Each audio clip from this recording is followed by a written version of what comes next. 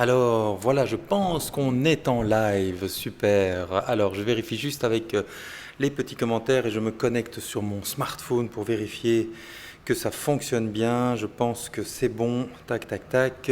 On vérifie en même temps. Parfait. Alors on est parti pour un live entre nous sur la gratitude, le pouvoir de la gratitude. Et donc effectivement, on va explorer ensemble ce que ça veut dire. Et donc, alors en direct, je vérifie et je suis en direct sur la machine. Là, c'est fou. On voit les deux en même temps. Parfait. Ça fonctionne.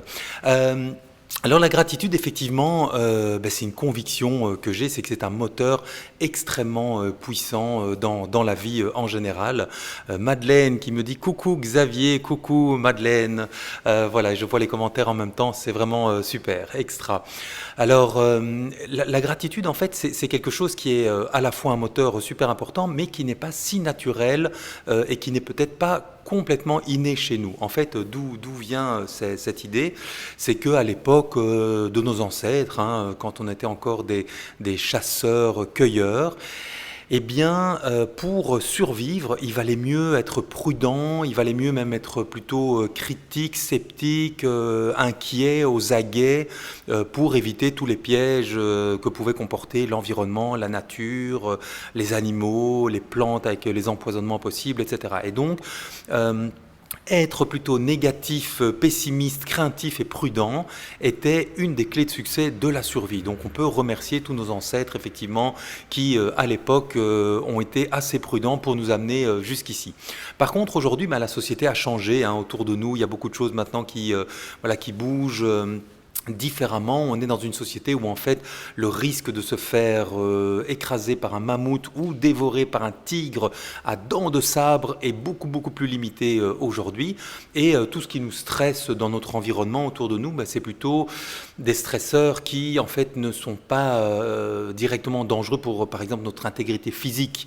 Voilà donc du coup, c'est cet ADN qui est en nous et qui est encore là de prudence et de pessimisme, etc., on en a moins besoin aujourd'hui. Et c'est vrai qu'on voit beaucoup de gens qui réussissent, qui sont inspirants, qui sont dans le succès, sont plutôt des personnes qui, peut-être à l'époque des mammouths, se seraient fait écraser par un mammouth, mais à l'heure actuelle, activent plutôt des choses très positives dans leur vie, grâce, entre autres, à un esprit qui est plus positif. Ils perçoivent leur environnement comme étant une source de potentiel, de créativité, ils en perçoivent tout les bénéfices possibles, plutôt que d'en voir les dangers, par exemple. Et donc, aujourd'hui, ça, pour certains d'entre nous, ça va peut-être demander un petit effort de passer dans cet aspect de gratitude. Alors j'ai préparé des petites fiches ici sur lesquelles j'ai pris des petites notes. Et donc la première, c'est je la mets comme ça, Robert Emmons, en fait, qui est un chercheur en psychologie à l'université de l'Illinois, a fait des recherches qui démontrent que des personnes qui, par exemple, écrivent des choses positives dans leur journal, donc un journal de gratitude, qui tiennent un journal de gratitude, quand on les compare à un autre groupe cible qui, lui, n'a pas reçu cette consigne, donc ne fait rien de particulier, a un meilleur sommeil et le niveau de bien-être déclaratif est supérieur. Donc ces personnes déclarent se sentir mieux dans leur vie. Donc voilà, il y a beaucoup d'études aujourd'hui qui se sont penchées sur, effectivement, dans tout le courant de la psychologie positive, sur cet aspect de gratitude, de voir la vie positivement, etc. Un autre auteur, Shawn Achor, qui a écrit le livre The Happiness Advantage, nous propose, lui, donc il a fait une conférence TED qui est vraiment intéressante, je mettrai le lien dans le bas de la vidéo, nous propose en fait 3 clés concrètes pour améliorer notre bien-être et qui tournent principalement autour de la gratitude. Sa première proposition, c'est simplement de poser des actes de gentillesse. Donc par exemple, écrire un mail positif, gentil, de remerciement, de gratitude à quelqu'un. Sa deuxième proposition pour améliorer notre mieux-être, donc c'est 3 choses dont vous êtes reconnaissant chaque jour. Donc là, c'est un peu le principe qui a été repris dans, par exemple, 3 kiffs par jour. Donc l'idée, c'est de noter chaque jour 3 éléments voilà, pour lesquels vous êtes reconnaissant, donc vraiment autour de la gratitude. Et troisième proposition, c'est d'écrire un journal en y décrivant des expériences positives. Donc là, il ne donne pas une idée de quantité, mais simplement d'avoir une routine où je vais écrire dans un journal toutes des choses qui sont des expériences positives que je vais simplement coucher sur le papier. L'idée en fait derrière tout ça, c'est effectivement de pouvoir mettre en place en tout cas des rituels, des moments qui vont en fait nous permettre de nous connecter à la gratitude. Alors ça peut paraître un peu bizarre comme ça de se dire mais tiens, quel est le lien qu'on peut faire entre le bien-être et la gratitude? Mais en fait simplement la gratitude ou voir les choses positivement autour de nous ne vont pas changer les événements. Les événements sont ce qu'ils sont. Par contre, le regard que je vais poser dessus aura une influence directe sur la perception que je vais en avoir et donc du coup sur les connexions neuronales que je vais faire, qui vont se faire dans mon cerveau. Ma biochimie va libérer d'autres éléments dans mon corps, mon métabolisme va être différent et il y a tout un système dans mon corps et dans mon cerveau, dans mes émotions, tout notre système holistique va se mettre en place différemment et nous permettre également du coup de poser des actes qui sont différents. Si je m'étais connecté sur le négatif, il se serait passé autre chose dans la biochimie de mon corps qui m'aurait fait penser autrement et qui m'aurait fait agir autrement. Et donc c'est comme un aiguillage, en voyant le positif, en se connectant à la gratitude, simplement au niveau biologique, on va se connecter à une autre prise qui va nous faire poser d'autres actions.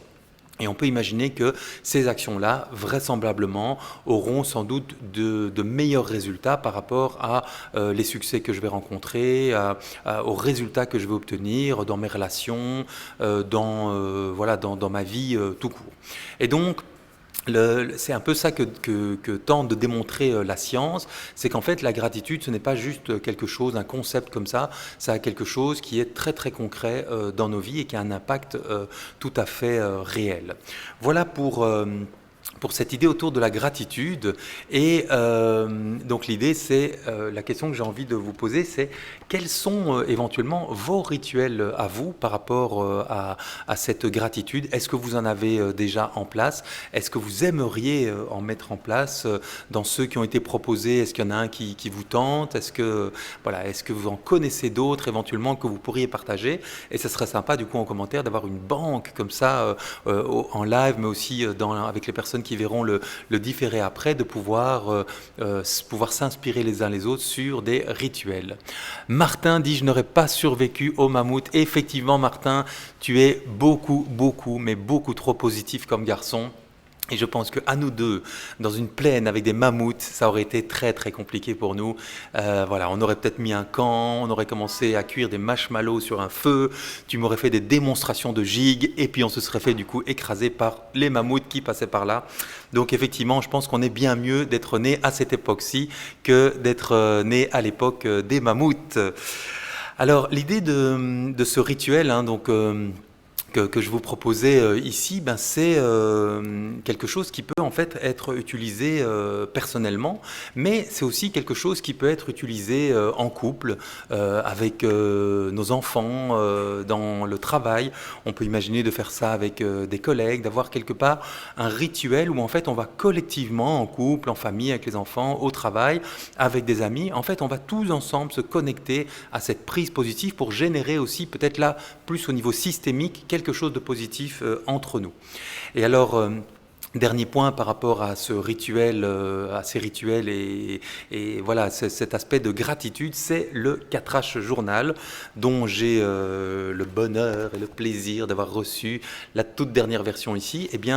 Toutes ces études en psychologie positive ont été une source d'inspiration pour nous et donc dans le 4H journal, on a quelque part une proposition chaque jour avec quelques éléments d'organisation personnelle pour atteindre ses objectifs, pour se sentir mieux, pour être plus zen.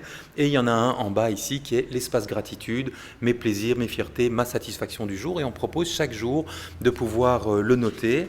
Et quand on arrive au bout de la semaine, il y a aussi un petit bilan de la semaine. Et un des éléments, c'est effectivement mes fiertés, mes victoires et mes sources de satisfaction de la semaine. Avec ici aussi l'idée de travailler en équipe, en groupe et de pouvoir les partager. Donc l'idée de ce journal, c'est de le faire en petite équipe. On peut le faire seul, mais on peut aussi le faire à 2, 3 ou 4 et de pouvoir partager ensemble ces fiertés. C'est vraiment quelque part une fondation sur laquelle on peut s'appuyer pour pouvoir bâtir notre manière de fonctionner dans la vie. En tout cas, c'est quelque chose dont je suis intimement convaincu. Et un dernier point là qui me vient en tête comme ça en parlant, c'est vraiment l'idée que être entouré de gens qui savent se connecter à ces sentiments, ces émotions positives, cette vision de la vie positive, à la gratitude, ça n'a pas de prix. Être entouré de ce type de personnes, on se porte les uns les autres, on monte. Être entouré de personnes qui seront plus dans la critique, le pessimisme, le cynisme. Il y a beaucoup de cynisme dans notre société et donc c'est à nous de choisir à quel endroit on pose nos valises. Mais si on se pose au milieu d'un groupe qui génère du cynisme, de la critique, etc., ça va être beaucoup plus difficile de s'envoler vers nos objectifs qui déjà en soi représentent des fois des défis, mais si en plus on est entouré d'énergie négative, c'est pas plus dur que d'être entouré d'un groupe porteur positif qui se connecte à la gratitude. Et voilà, donc moi je vais faire le petit exercice maintenant. Comme ça à la volée. Si je devais me connecter à un élément de gratitude, c'est simplement déjà de pouvoir être là maintenant, connecté avec vous, de me dire que tous les dimanches, je me fixe cette petite discipline personnelle de me dire je fais mon live, quoi qu'il arrive dans ma vie professionnelle, personnelle, etc. Je vais essayer vraiment d'avoir ce rendez-vous. Je le tiens quasiment chaque fois. Je suis plein de gratitude pour la vie qui me permet du coup de pouvoir partager ça avec vous. Et ce qui est intéressant, c'est que j'y pensais depuis cet après-midi, la thématique de la gratitude m'est venue, et puis tout d'un coup, en fait, ça me permet moi-même de travailler sur la gratitude, de me rendre compte de la force, du pouvoir de la gratitude dans ma propre vie. Donc je suis plein de gratitude pour ça. C'est une boucle, un cercle vertueux qui se met en route. Alors, Étienne nous dit bonjour, j'espère que tu vas bien. J'ai su que tu avais vu ma mère récemment. J'espère pouvoir te revoir aussi prochainement. Et effectivement, Étienne, ça fait très longtemps, dis donc. Tu étais encore un adolescent quand on s'est vu la dernière fois. Je pense que tu es un jeune homme maintenant. Effectivement, un grand bonjour à ta maman, Christine. Voilà, on a participé à un atelier commun des 4 héros il n'y a pas très longtemps. Et voilà, donc oui, on va rester en contact. Christine va vraisemblablement animer des ateliers des 4 héros en Amérique latine. Et voilà, on a parlé de l'ikigai japonais, apparemment ce serait en lien avec les héros. Alors c'est intéressant parce que c'est pas directement en lien, par contre il y a des forts points communs. Donc l'ikigai est un très beau modèle dans lequel en fait on définit, il y a plusieurs cercles pour trouver au centre ce qui correspond à tous les cercles, et l'ikigai serait une manière, un modèle quelque part pour définir son projet de vie, et il est très bien fait, il est vraiment inspirant. Et le modèle des 4 héros, il y a aussi 4 cercles, alors c'est pas exactement les mêmes, il y en a 2,5 de commun sur les 4, et donc ils parlent un peu de choses différentes, et du coup ils sont extrêmement complémentaires. Et donc c'est intéressant parce qu'au moment où a émergé il y a une dizaine d'années le modèle des 4 héros, on parlait pas encore de l'ikigai, il existait sans doute mais il n'était pas connu, et donc du coup c'est chouette que l'ikigai soit vraiment maintenant on en parle partout, il y a plusieurs livres qui sont sortis, et donc c'est intéressant, c'est que ça montre que vraiment se connecter à sa mission de vie, définir son projet, le valider, le faire émerger sont des choses importantes, et donc c'est vraiment super. Voilà, merci pour ce partage, Étienne. Alors on se retrouve bientôt avec une autre thématique, et avant de se quitter, le petit message de Lynn qui nous dit « La gratitude m'a sauvé la vie ».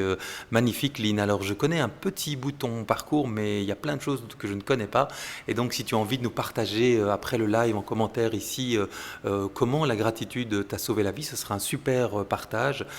Tu peux éventuellement même nous faire une mini vidéo que tu peux poster ici ou en commentaire ou sur ton mur, et que je relayerai avec grand plaisir, parce que tu fais des très chouettes vidéos, c'est toujours très inspirant.